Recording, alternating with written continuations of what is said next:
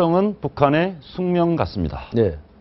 그런데 김정은의 최측근이 숙청됐다. 이게 얘기가 맞습니까? 정보가 어떻습니까? 네, 숙청이라는 개념을 우리가 좀 정리하고 넘어갈 건데 총살됐냐? 예. 아니면 경질당해서 어느 정도 또 밑에 좌천됐느냐? 김일성, 김정일처럼 좌천시켰다가 또 몇 달이나 아니면 1년, 2년 거쳐서 혁명을 거쳐서 다시 올라오냐?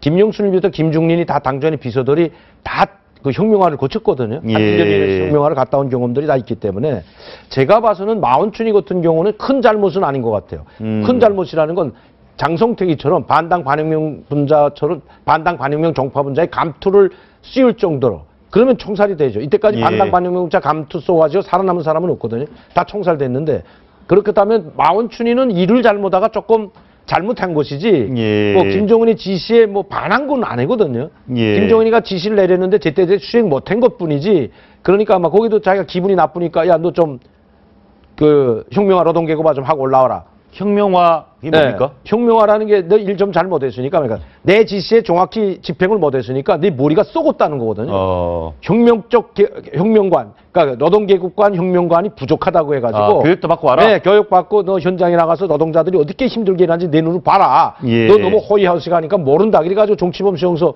18호 관리소 같은데 그 혁명화 작업반이 있어요. 또 여덕 수용소에 혁명화 작업반이 있지 않습니까? 그런데 보냈다가 1년 아니면 몇 달 만에 다시 올라온 사람도 있고 저도 이제 1년 6개월 만에 올라왔습니다.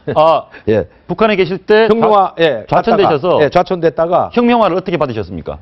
18호 정치범 수용소가 18호 관리소인데 정치범 수용소에 가신 겁니까? 네, 가서 거기 혁명화 작업반에서 속탄 캐는 걸 눈으로 보고 속탄도 직접 캐고 거기 수용돼 있는 정치범들이 어떻게 일하는지 다 눈으로 보죠.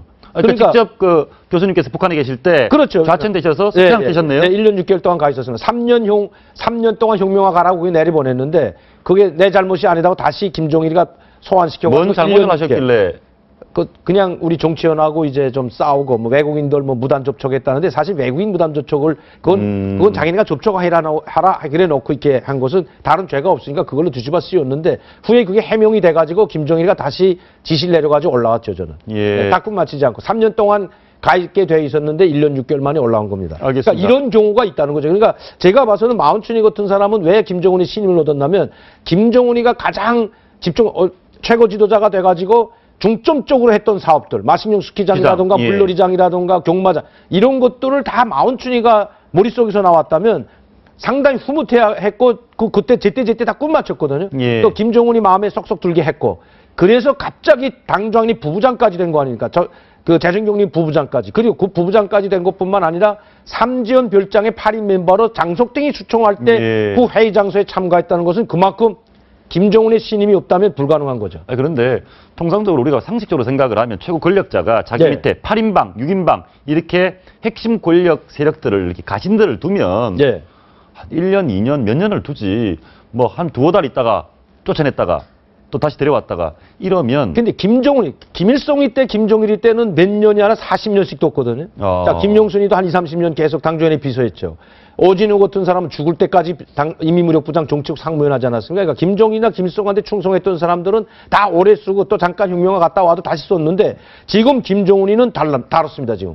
김정은이는 왜 그러는가 하면 장성택 고모부를 총살할 정도로 자기가 지금 위기감을 느끼고 있었거든요. 왜냐하면 세력화가 생겨가지고 장성택이 같은 경우는 김정은의 최고 지도자까지 넘보지 않았습니까? 이러다 보니까 이걸 공포 정치로 다스리지 않으면 오자오자해지면 자기가 나이가 너무 어리기 때문에 자기를 깔보는 것처럼 항상 위압감을 느끼고 있다는 겁니다. 그러니까 그냥 수틀리면 그냥 총살 아니면 숙청시키고 하는데 지금 김정은이가 올라와가지고 숙청되고 경질되고 총살당한 사람들이 상당히 많지 않습니까?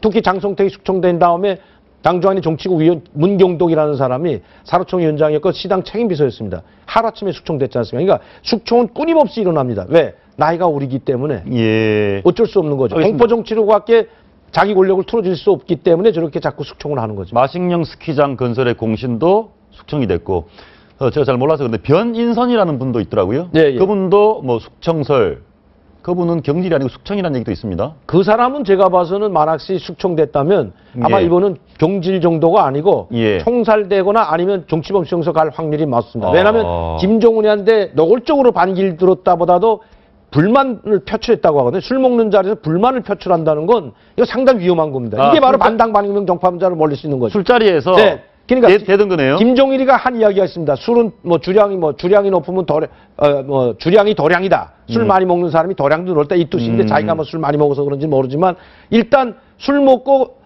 속에 있는 말 한다. 이것도 김종일이가 이야기한 겁니다. 그러니까 맨정신에는 충성하는 거지만 술 한 잔 먹이놓으니까 그래서 총살 김종일이 앞에서 술 먹고 실수하는 바람에 바로 총살된 사람이 이동호 제1부부장, 통일전사부 이동호 82년도 김종일이 생일 때 40돌 생일 때 바로 끌려나가서 총살된 게 바로 이동호 부부장이에요. 그러니까 말 한마디 잘못했고. 술자리에서 말 한마디 잘못해서. 뭐라고 했나? 그건 김종일을 비하한 게 아니고 지도자 동지 수룡님이 살면 얼마나 살겠습니까? 이랬던 거죠. 아, 수룡님이 살면 얼마나 살겠냐? 자기네 있을 땐 그런 말 계속 했는데 예. 거기는 오지를 못한 김일성 친척들도 카톡대는데 그런 말 하니까 이게 김일성 귀에 들어가게 되면 너희 내가 죽기를 바랬구나 너희들끼리 게 가장 신복 중에 신복이 이동호 부부장이었는데 바로 그날 김종일 40돌 생일상이 사형 집행날 사람 잡는 날이 돼버렸던 거예요. 이런 일이 비질비질합니다. 그러니까 예. 술 먹고 실수하면 이거는 속에 있는 말이라고 하면 실수라고 안 보죠.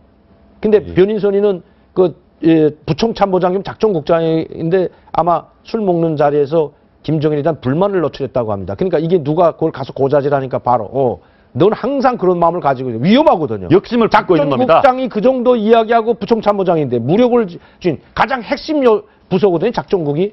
예. 그 사람이 자기에 대해서 불만을 가지고 있다면 위험하니까 그냥 이거는 경질이 아니고 총살될 수도 있습니다. 물론 아직 정확한 건 나오진 않지만 아직 보이지 않고 이런 것들은 솔로 계속 나오는데 일단 11월 달에 자취를 감추고 아직도 나타나지 않는 게 바로 두 사람입니다. 알겠습니다. 마운춘이, 변인선이. 예.